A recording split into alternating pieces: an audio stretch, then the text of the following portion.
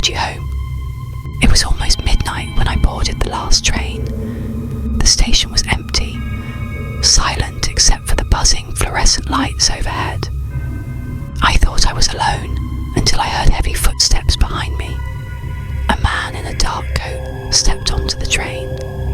He didn't sit across from me or far away.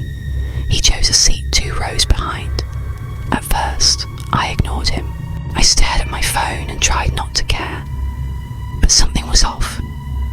Every time I glanced at the reflection in the window, his face was there. Not looking at his phone. Not out the window. Just staring at me. I shifted seats. He didn't move. But when the lights flickered as the train sped through a tunnel, he was suddenly in the row directly behind me. My chest tightened. My hands shook, and I forced myself to look away, pretending everything was normal. When I finally got off at my stop, I walked quickly. My street was usually quiet at night, but tonight, the silence felt heavier. Then I heard the sound I dreaded, footsteps behind me, slow, steady, matching my pace. I turned. There he was. Same dark coat, same empty stare. My heart was pounding as I bolted down the street. The footsteps followed, echoing louder with each step. I stumbled over the uneven pavement, scraping my palms, but I kept running. Finally, I reached my apartment. I fumbled for the keys, slammed the door shut, and locked it. My hands shook uncontrollably. I leaned against the door, gasping, finally thinking I was safe, but the silence that followed felt wrong. Too heavy, too deliberate. That's when I noticed the mirror across the room. In its reflection, he was there.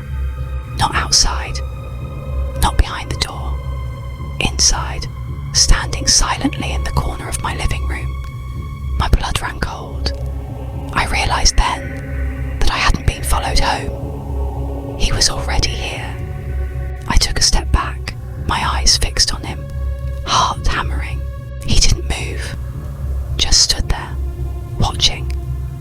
The shadows in the room seemed to twist around him, stretching and bending unnaturally. I wanted to scream, but my voice caught in my throat. Every instinct told me to run, but I was trapped in the moment, frozen in terror. Slowly he raised a hand, pointing directly at me. The air grew colder, heavier, like the room itself was pressing in. I couldn't breathe. And then, just as suddenly as it had begun, the mirror went black. The reflection vanished and the room felt empty. I thought it was over. I thought I was safe. But deep down I knew it wasn't.